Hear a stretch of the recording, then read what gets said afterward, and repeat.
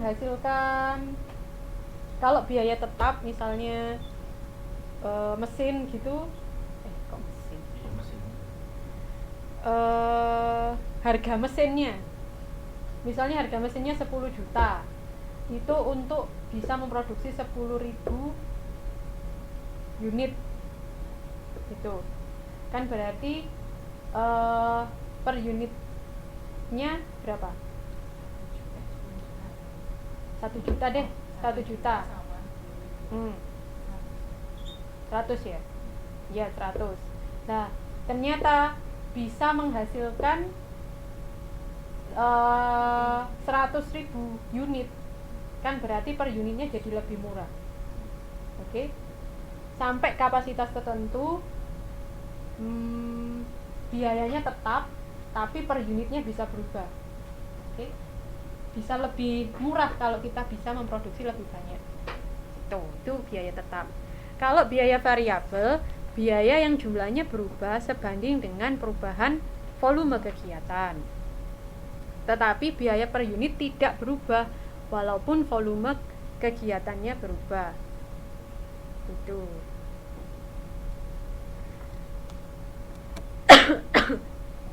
Metode pemisahan biaya semi variabel atau biaya campuran.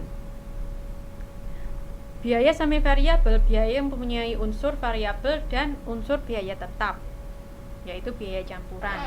Ini kita bahas di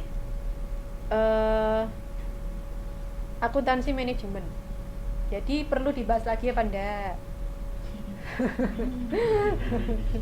Kan sudah kita bahas.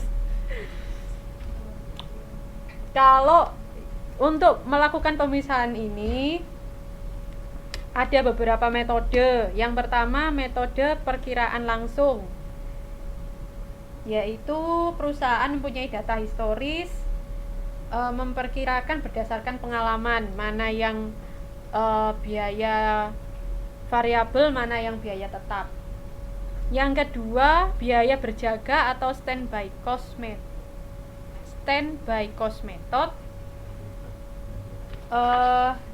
Hal ini sulit dilakukan. Ini kalau di akuntansi manajemen namanya kalau tidak salah pemberhentian sementara. Jadi yang dulu pernah saya contohkan, misalnya berhenti sebulan, terus dihitung biayanya berapa. Nah biaya sebulan itu yang disebut biaya tetap. Nanti selanjutnya misalnya ada tambahan biaya, maka tambahannya itu adalah biaya variabel. Nah ini sulit dilakukan. Kalau dalam modul ini diterangkan sulit dilakukan karena rugi dong nggak ngapa-ngapain sebulan. Makanya itu cuma buat ngitung mana yang variabel mana yang tetap, nggak ngapa-ngapain sebulan. Oh man, kamu cannot.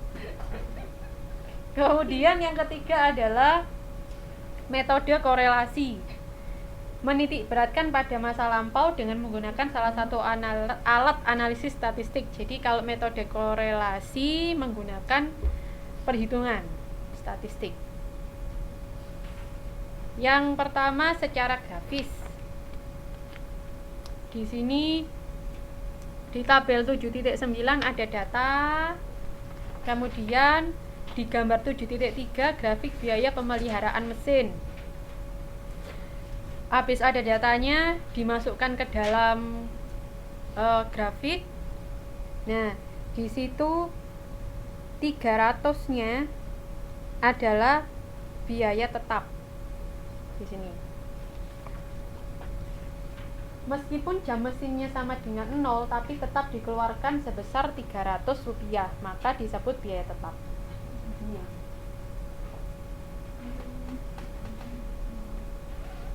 Kan kita gambarnya mulai sini.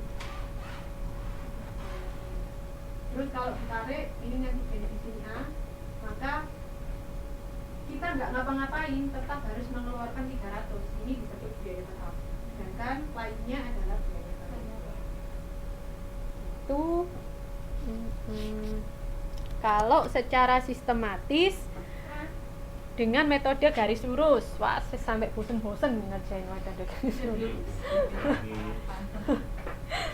Ini rumusnya Y sama dengan Y sama dengan A ditambah BX di mana Y adalah jumlah semi variabel, A-nya tetap, B-nya variabel per unit, X-nya jumlah unitnya, N-nya N dari jumlah observasinya. Ada contohnya di tabel 7.10. Jadi kalau tadi ada diketahui X dan Y terus digambar langsung, kalau ini dihitung pakai rumus.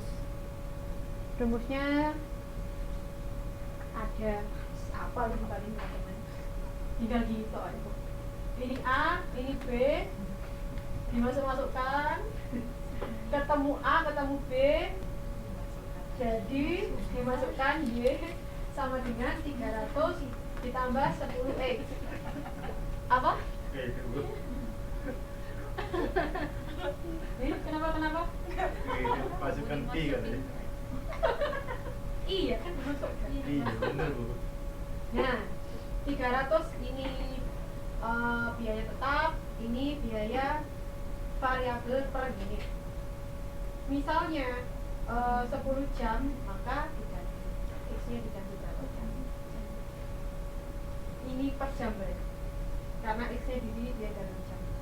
Oke. Ini jika menggunakan metode secara matematis garis lurus. Kalau momen seperti itu. Disusisikan. Disusielikan. Disubstitusi dan dieliminasi. Oke, ini metode momen. Kemudian metode titik tertinggi dan terendah. Ini juga kita bahas di akuntansi manajemen. Tertingginya 100 jam dan 1.300, terendahnya 30 jam 600 rupiah. Selisihnya 70 dan 700. Biaya variabel pemeliharaan mesin per jam adalah 700 dibagi 70. Biaya tetap pemeliharaan mesin 600. Yang terendah dikurangi 30 kali 10.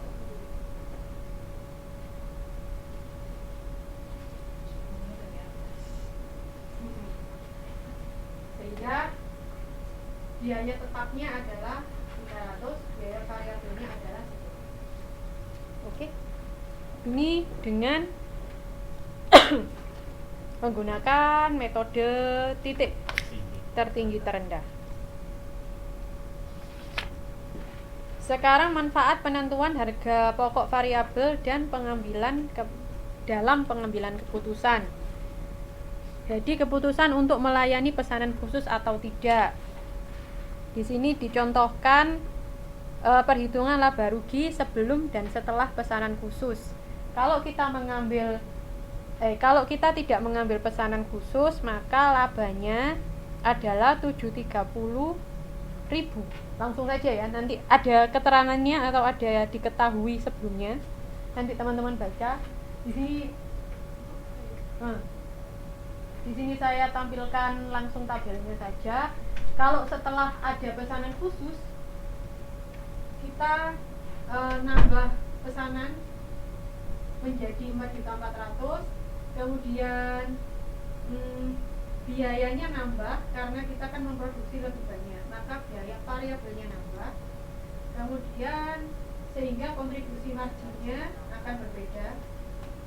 Ini dikurangi ini sama dengan ini. Biaya tetapnya sama karena dia biaya tetap. Maka laba akhirnya adalah 1.010.000. Nah, berarti setelah ada pesanan khusus labanya semakin besar. Oleh karena itu bisa diterima pesanan khususnya. Yang diperhatikan dalam melayani pesanan khusus adalah adanya incremental atau discremental cost. Apa itu incremental? Perubahan yang naik. Tambahan. Cost berarti biaya. Tambahan.